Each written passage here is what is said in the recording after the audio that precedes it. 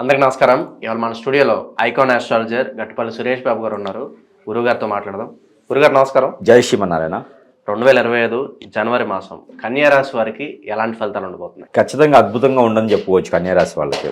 ఎందుకంటే 4వ ఇంట్లో బుధుడితో కలిసి రవి ఉన్నాడు. ఏదైతే ధనుర్మాసంలో రవి ఉన్నాడో ఇప్పుడు ద్వాదశ రాశులన్నిటి మీద కూడా కన్యారాశి వాళ్ళకి మాసం బాగుందని చెప్పొచ్చు. ఎందుకంటే వీళ్ళకి యోగం కూడా కలిసి వస్తుంది. బుధాదిత్య యోగం అని చెప్పేసి అని కలిసి వస్తుంది. ఈ బుధాదిత్య యోగం ఎప్పుడు వస్తుంది అంటే రవి బుధుడు కలయికతో బుధాదిత్య యోగం వస్తుంది. అందుకని బుధాదిత్య యోగం అంటారన్నమాట. వీళ్ళ మాట వేదవాకు, వీళ్ళకి ఏది చెప్పినా కూడా 100% పని అవుతుంది. వీళ్ళు ఒక గురువుగా ఏదైనా ఆధ్యాత్మికంగా వెళ్ళాలనుకున్నా బాగుంటుంది. రాజకీయ రంగాల్లో ఉంటే కూడా వీళ్ళదే పై చేయి ఉంటుంది. వీళ్ళు మాట్లాడితే చాలు డబ్బు వచ్చేస్తుంది. వీళ్ళు మాట్లాడితే చాలు పదవులు వచ్చేస్తాయి. వీళ్ళు మాట్లాడితే చాలు అవకాశాలు వస్తాయి. ఎప్పుడు నుంచో కన్యారాశి వాళ్ళు ఎదురు చూస్తున్నటువంటి కాలం ఏదైతే ఉందో గత 25 సంవత్సరాలుగా లేదా 18 సంవత్సరాల నుంచి 25 సంవత్సరాలుగా, అంటే ఒక సిల్వర్ జూబ్లీ అని అనుకోవచ్చు. అంటే అన్ని సంవత్సరాల నుంచి ఎదురు చూస్తున్నటువంటి కాలం అనేది కలిసి వస్తుందని చెప్పుకోవచ్చు. అదృష్టం అనేది కన్యారాశి వాళ్ళకి ఇప్పటివరకు ఎలా ఉంటుందంటే, నేను చూసిన దాని ప్రకారంగా కన్యారాశి వాళ్ళకి ఎప్పుడు ఏదో ఒక ప్రాబ్లం. ఇప్పుడు ప్రతిరోజు మనకు ఒక గురువుగా ఉన్నాం కాబట్టి మనకు కొన్ని ఫోన్స్ వస్తాయి. ఈ కొన్ని ఫోన్స్ కస్టమర్ చేస్తుంటారు కదా, వీళ్ళు మ్యాక్సిమము కన్యారాశి వాళ్ళు ఎక్కువగా ఉండేది కన్యారాశి, ధనుసు రాశి, మకర రాశి, కుంభరాశి. అంటే ప్రాబ్లమ్స్ అని వీళ్ళకే ఉన్నాయా అనిపిస్తుంది ఒక్కొక్కసారి నాకే. నిజంగానే గ్రహాలన్నీ వీళ్ళ మీద చెడుగా ఉన్నాయా, ప్రాబ్లమ్స్ అని వీళ్ళకే ఉన్నాయా అనిపిస్తుంది. ఎట్లా అంటే పెళ్ళి అవుతుంది, భార్య ఉండదు, పెళ్ళి అవుతుంది, భర్త ఉండరు, ఇద్దరికి బాగుంటారు, పిల్లలు ఉండరు. అంటే అంతా బాగుందంటే ఆర్థిక స్థితిగతి, అన్నీ బాగున్నాయి అనుకుంటే రోగాలు, అరే ఇవన్నీ ఉండకుంటే ఇల్లు ఉండదు, అరే ఇవన్నీ ఉండకుంటే స్థానం ఉండదు, అరే ఇంత బాగుందనిపిస్తే తినేదానికి అదృష్టం ఉండదు.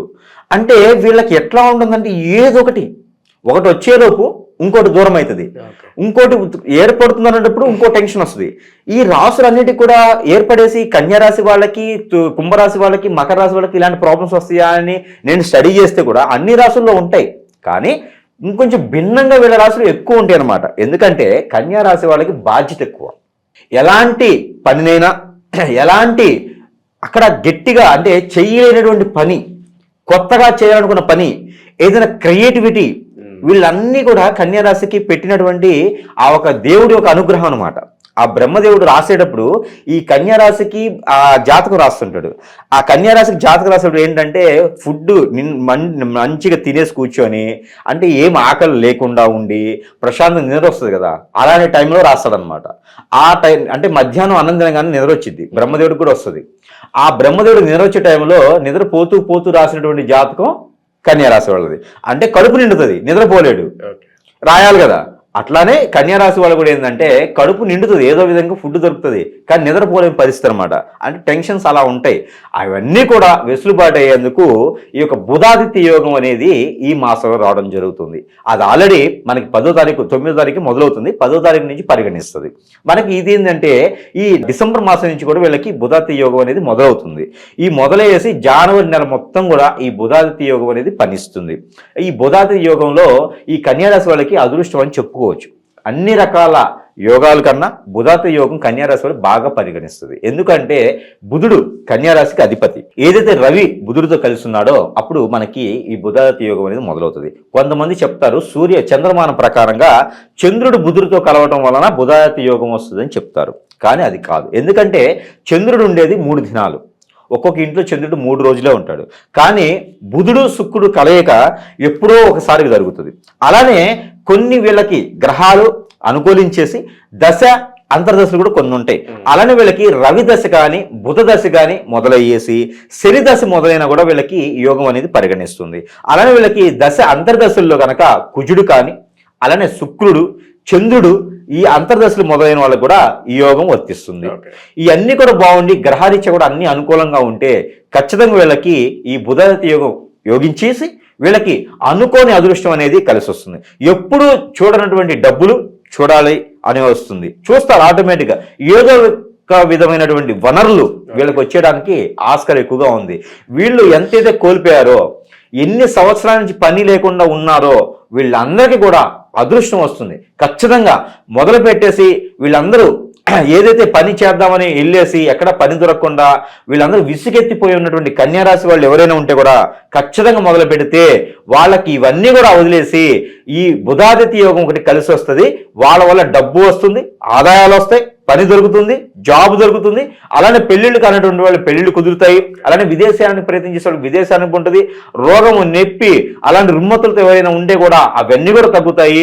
ఖచ్చితంగా అదృష్టవంతులని చెప్పుకోవచ్చు. ఒక ఇంట్లో 4 ఉన్నా 10 మంది ఉన్నా కూడా ఈ కన్యారాశి వాళ్ళు మాత్రం కొంచెం తక్కువ ఉంటారు. వాళ్ళకి తెలివితేటలు ఉంటాయి, అదృష్టం ఉంటుంది, అన్నీ ఉంటాయి, ఏదైనా చెప్పగలుగుతారు, ఏదైనా మెలకుగా ఉంటారు. కానీ వాళ్ళకి అదృష్టం ఏంటంటే డబ్బు ఉండదు, సరైన సమయానికి సరైనటువంటి దారి ఉండదు అనుకుంటారు.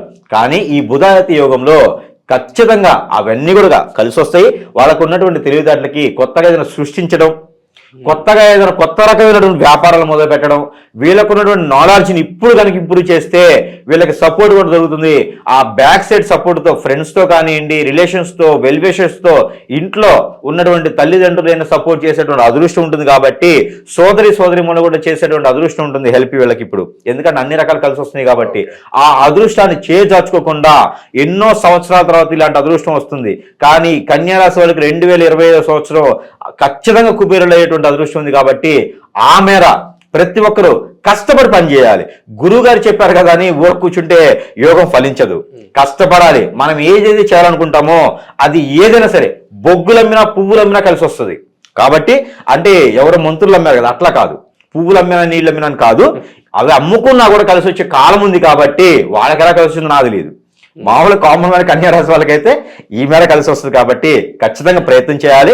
అంటే ఏ పాలమ్మినా ఏ బొగ్గులమ్మినా కూడా కలిసి వచ్చే కాలం ఉంటుంది. కాబట్టి పని చేయాలి. పని చేస్తే అదృష్టం, ప్రతిఫలం వస్తుంది. ఇదే బుధాదిత్య యోగం. ఈ బుధాదిత్య యోగంలో అన్ని రకాల అదృష్టాలు కన్యారాశి మీద ఉన్నాయి. ఆ కన్యారాశి వాళ్ళు కుబేరులు అవునా కూడా అవ్వచ్చు. ఆ మాత్రం ప్రయత్నం చేయాలి.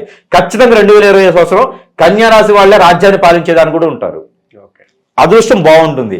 అలానే వాళ్ళ మీద నరదిష్టి కూడా ఉంది. ఆ నరదిష్టి కూడా వదిలించుకోవడానికి మనం చివరిలో మనం పరిహారాలు కూడా చెప్పుకున్నాం. అందులో ఇంకొక అదృష్టం కూడా ఉంది. వీళ్ళకి పూర్వీకుల శాపం, పూర్వీకుల దోషం కొంతమేర కనిపిస్తుంది. కావున ఈ మకర సంక్రాంతి కనుమ రోజున, అలానే మకర సంక్రాంతి భోగి రోజున వీళ్ళు కనుక ఈ పెద్దలకి, వాళ్ళ ఇంట్లో ఉన్నటువంటి పెద్దలు ఎవరైతే కాలం చేస్తుంటారో వాళ్ళకి చెడు కాలం అనేది ఉంటుంది. కాబట్టి ఈ ఉత్తరాయణం లోపు, ఉత్తరాయణం మనకి మొదలవుతుంది, సంక్రాంతితో ఉత్తరాయణం మొదలవుతుంది మనకి, అదంతా పుణ్యకాలం అంటారు. ఈ ఉత్తరాయణ పుణ్యకాలం మొదలవక ముందు సంక్రాంతి లోపు కనుక, లేదా అప్పుడు కుదరదు అనుకుంటే అమావాస్య లోపు అయినా సరే, ఈ జనవరి మాసం చివరి వరకు కూడా 31వ తారీఖు లోపు కనుక వీళ్ళు కొన్ని దానాలు, ధర్మాలు, యజ్ఞాలు కూడా చేస్తే మరీ మంచిది.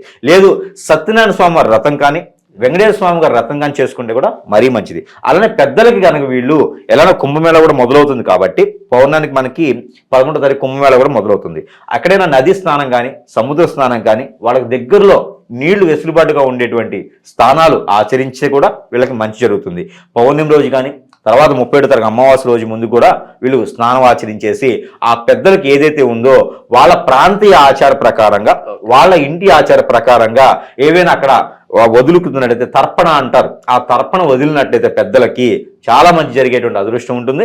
ఎవరైనా సరే గయ కానివ్వండి, కాశీ కానివ్వండి వెళ్ళగలిగే పరిస్థితిలో ఉంటే వెళితే కూడా వీళ్ళకి ఇంకా మంచి జరిగేదానికి ఆస్కారం ఎక్కువ కనిపిస్తూ ఉంది. లేదు అంటే ఇంటి దగ్గరైనా బ్రాహ్మణులను పిలిచేసి ఆ పెద్దలకి దానం చేస్తే వాళ్ళకి చాలా మంచి జరుగుతుంది. ఏదైనా పేదలకి రగ్గులు కానీ, శాల్వాలు కానీ దానం చేసినట్టయితే కనీసం ఒక 3 శాల్వాలు, ఒక 3 రగ్గులు దానం చేస్తే మరీ మంచి జరుగుతుంది. మన పౌర్ణమి కానీ అమావాస్య రోజు ముందు కనుక చేస్తే మరీ మంచి జరుగుతుంది వీళ్ళకి, కన్యారాశి వాళ్ళకి. ఆ పెద్దల ఒక దీవెన వీళ్ళకి అదృష్టం. కన్యారాశి వాళ్ళకి ఎప్పుడైనా గుర్తుపెట్టుకోవాల్సిందంటే ఇది లైఫ్ ప్రెడిక్షన్గా పెద్దల దీవెన ఒక్కటే చాలు. ఏ దేవునికి ముఖ్య అదృష్టం కానీ, ఆస్కారం కానీ అవసరం లేదు. కన్యారాశి వాళ్ళకి పెద్దల దీవెన ఉంటే అది సరిపోతుంది. చదువుకునే వాళ్ళకి మాస్టర్స్ దీవెన, ఇంట్లో ఉండి పని చేసుకునే వాళ్ళకి, జాబులు చేసే వాళ్ళకి, ఇంట్లో ఉన్నటువంటి పెద్దలు, అమ్మమ్మలు, తాతయ్యలు, వాళ్ళ నాన్నగారు, అమ్మగారు, వాళ్ళ దీవెనలు ఉంటే అదే దేవుడు ఇచ్చినటువంటి దీవెన వాళ్ళకి, కన్యారాశి వాళ్ళకి ఎప్పుడైనా అదృష్టం ఉంటుంది. ఎక్కడో గుడికి వెళ్ళాలి, ఏదో గురువులకి పూజ చేయాలి, నవగ్రహాలకు అభిషేకం చేయాలి, వాటన్నిటికన్నా కూడా అవి చేసుకోవాలి. అవి మన మనశ్శాంతి కోసం.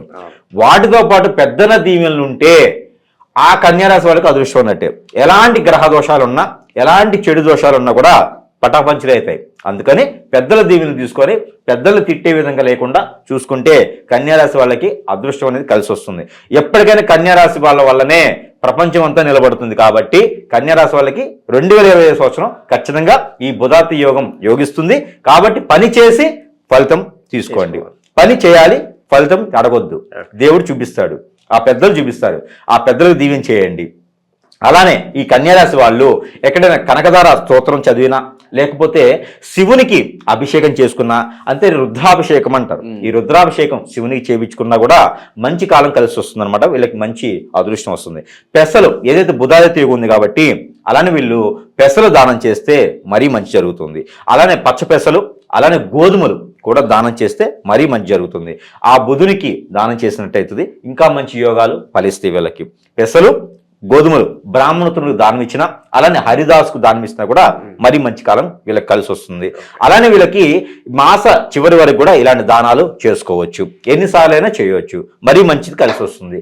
వీళ్ళు ఏదన్నా చెరువులో ఇక్కడ స్నానం చేసే దగ్గర ఆచరించేదానికి వీళ్ళు ఏం చేయాలంటే ఆ గోధుమలు పెసలు కూడా ఒక 100 గ్రాములు 150 గ్రాములు తీసుకెళ్లేసి వీళ్ళు స్నానం చేసిన తర్వాత అక్కడ ఆ నీటిలో వదిలినట్టయితే వీళ్ళకి గ్రహరీత్యా ఉన్నటువంటి దోషాలన్నీ కూడా తొలగిపోయేసి ఆ బుధాదిత్య యోగానికి అర్హులవుతారు. కాబట్టి ఆ మేర మీరు ప్రయత్నం చేయొచ్చు. కన్యారాశి మాత్రం ఖచ్చితంగా అదృష్టం అయితే ఉంటుంది. ఈ అదృష్టాన్ని చేజార్చుకోవద్దు. పెళ్లి సంబంధాలు కుదురుతాయి, విదేశాలను కుదురుతుంది. ఏదైతే చేయాలనుకుంటారో వాటి అన్నిటికీ అదృష్టం వస్తుంది. కాబట్టి ఆ దేవత దేవుడు అదృష్టాన్ని మీకు ఇస్తాడు. కాబట్టి ఆ మేర ప్రయత్నం చేస్తే అంతా బాగుంటుంది. ప్రతి మాసంలో మనం ఇచ్చినట్టుగా ఈ 2020 సంవత్సరంలో కన్యా రాశి వాళ్ళకి అపర కుబేరులు అయ్యేందుకు కూడా నెంబర్ ఇవ్వడం జరుగుతోంది. ఏదైతే గ్రహాల దోషాలు ఉండి గ్రహాల అనుకూలత తక్కువగా ఉందో దానికి సంబంధించినటువంటి నెంబర్ కన్యారాశి వాళ్ళకి మా ప్రతి మాసం చెప్పినట్టుగానే ఈ మాసంలో కూడా నెంబర్ ఏంటంటే 716422 716422. ఏదైతే ఈ నెంబర్ ఉందో ఈ నెంబర్ని కనుక ప్రతి రోజు కూడా వీళ్ళు 136 సార్లు చదువుకున్నట్టయితే, పారాయణం చేసుకున్నా చదువుకున్నా కూడా వీళ్ళకి అదృష్టం వస్తుంది. ఏదైతే మనం అనుకుంటే బుధాదిత్య యోగం ఉందో ఇది కూడా కలిసి వచ్చేదానికి ఉంటుంది. కాబట్టి ఆ మేర ప్రయత్నం చేసుకుంటే మరింత మంచి కాలం కలిసి వస్తుంది. కాబట్టి ఈ మేర ప్రయత్నం చేసి అపర కుబేరులు అవ్వాలని నేను కోరుకుంటా ఉన్నాను. జై శ్రీమన్నారాయణ.